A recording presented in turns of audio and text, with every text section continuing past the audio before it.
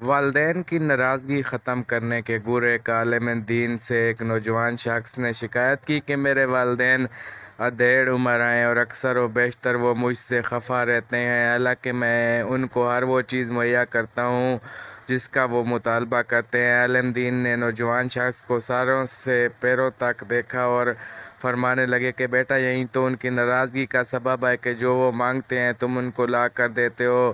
نوجوان کہنے لگا، میں آپ کی بات سمجھا نہیں، تھوڑی سی وضاحت کر دے۔ عالم دین فرمانے لگے، بیٹا، کیا تم نے غور کیا ہے کہ جب تم دنیا میں نہیں آئے تھے تو تمہارے آنے سے پہلے ہی تمہارے والدین نے تمہارے لیے ہر چیز تیار کر رکھی تھی؟ تمہارے لیے کپڑے، تمہاری خوراک کا انتظام، تمہاری حفاظت کا انتظام، تمہیں سردی نہ لگے، گرمی ہے تو گرمی نہ لگے، تمہارے آرام کا بندوبست، تمہارے قضائے حاجت تک کا انتظام تمہارے والدین نے تمہاری دنیا میں آنے سے پہلے ہی کر رکھا تھا۔ پھر آگے چلو، کیا تمہارے والدین نے کبھی تم سے پوچھا تھا کہ بیٹا تم کو سکول میں داخلہ کروائیں یا نہ؟ اسی طرح کالج یا یونیورسٹی میں داخلے کے لیے تم سے کبھی پوچھا ہو؟ بلکہ تمہارے بہتر مستقبل کے لیے تم سے پہلے ہی سکول اور کالج میں داخلے کا بندوبست کر دیا ہوگا۔ اسی طرح تمہارے پہلی نوکری کے لیے، تمہارے سکول کی ٹرانسپورٹ کے لیے، تمہاری یونیفارم کے لیے تمہارے والد صاحب نے کبھی تم سے نہیں پوچھا ہوگا، بلکہ اپنی استطاعت کے مطابق بہتر سے بہتر چیز تمہارے مانگنے سے پہلے تمہیں لا کر دی ہوگی۔ تمہیں تو شاید اس کا بھی احساس نہ ہو کہ جب تم جوانی میں قدم رکھا تھا تو تمہارے والدین نے تمہارے لیے ایک اچھی سی لڑکی بھی ڈھونڈنا شروع کر دی ہوگی جو اچھی طرح تمہاری خدمت کر سکے اور تمہارا خیال رکھ سکے۔ لڑکی تلاش کرتے ہوئے بھی ان کی اولین ترجیح تمہاری خدمت ہی ہوگی، بلکہ ان کی تو ذہن میں کبھی یہ خیال بھی نہیں آیا ہوگا کہ ہم ایسی دلہن بیٹے کے لیے لائیں جو ہماری خدمت بھی کرے اور ہمارے بیٹے کی بھی۔ تمہارے لیے کپڑے، تمہاری پہلی سائیکل، تمہارا پہلا موٹر سائیکل، تمہارا پہلا سکور، تمہارا پہلا کھلونا، تمہاری بول چال، تمہاری تربیت، تمہارا رہن سہن، چال چلن، رنگ و ڈھنگ، گفتگو کا انداز، یہاں تک کہ تمہارے منہ سے نکلنے والا پہلا لفظ تک کا تم کو تمہارے ماں باپ نے مفت میں سکھایا ہے اور تمہارے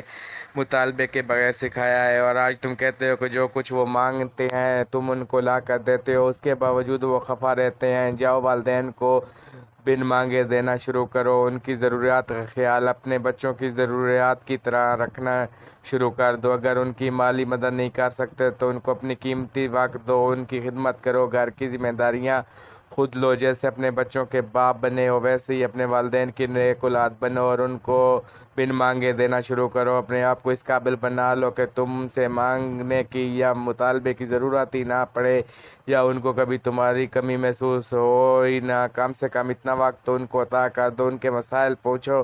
اگر ان کی مالی مدد نہیں کر سکتے تو ان کی خدمت کرو۔ کیا کبھی ماں یا باپ کے پاؤں کی پھٹی ہوئی ایڑیاں دیکھی ہیں تم نے؟ کیا کبھی ان پھٹی ایڑیوں میں کوئی کریم یا تیل لگایا ہے جیسے وہ تم کو چھوٹے ہوتے وقت لگاتے تھے؟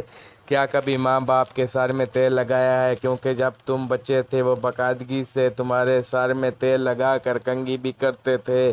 تمہاری ماں تمہارے بال سنوارتی تھی، کبھی ماں کے بال سنوار کر دیکھو۔ کیا کبھی باپ کے پاؤں دبائے ہیں حالانکہ تمہارے باپ نے تمہیں بہت دفعہ دبایا ہوگا؟ کیا کبھی ماں یا باپ کے لیے ہاتھ میں پانی یا تولیہ لے کر کھڑے ہوئے ہو جیسے وہ تمہارے بچپن میں نیم گرم پانی سے دھویا کرتے تھے؟ کچھ کرو تو صحیح، ان کو بغیر مانگے لا کر دو، ان کی ذمہ داریاں اٹھا کر دیکھو، ان کو وقت دے کر دیکھو، ان کی خدمت کر دیکھو، ان کو اپنے ساتھ رکھو۔ ہمیشہ ان کو اپنے آپ پر بوجھ مت سمجھو، نعمت سمجھ کر دیکھو۔ جس طرح انہوں نے تم کو بوجھ نہیں سمجھا، بغیر کسی معاوضے کے تمہاری دن رات پرورش کر کے معاشرے کا ایک کامیاب انسان بنایا ہے، کم سے کم ان کی خدمت کا صلہ سمجھتے ہوئے ان سے حسن سلوک کا رویہ اختیار کرو، پھر دیکھنا وہ بھی خوش اور اللہ بھی خوش۔ عالم دین کی یہ باتیں سن کر نوجوان اشک بار ہو گیا اور باقی حاضرین کی آنکھیں بھی نم ہو گئیں۔ واقعی یہ حقیقت ہے کہ ایسی نصیحت آموز باتیں دنیا کی کسی بھی یونیورسٹی میں بھی نہیں مل سکتی۔ صرف اور صرف دینی علماء ہی ایسی تربیت کر سکتے ہیں۔ اللہ ایسے علماء کا سایہ ہمیشہ قائم رکھے اور ہر انسان کو یہ توفیق اور خوش نصیبی عطا کرے کہ وہ اپنے والدین کی ڈیمانڈ سے پہلے ہی ان کی ضروریات کو جانتے ہوئے پایہ تکمیل تک پہنچا دے۔ آمین یا رب العالمین۔ اللہ تبارک و تعالیٰ سے دعا ہے کہ جن کے والدین اس دنیا فانی سے رخصت ہو گئے ہیں، اللہ تعالیٰ ان کو جنت میں اعلیٰ مقام عطا فرمائے۔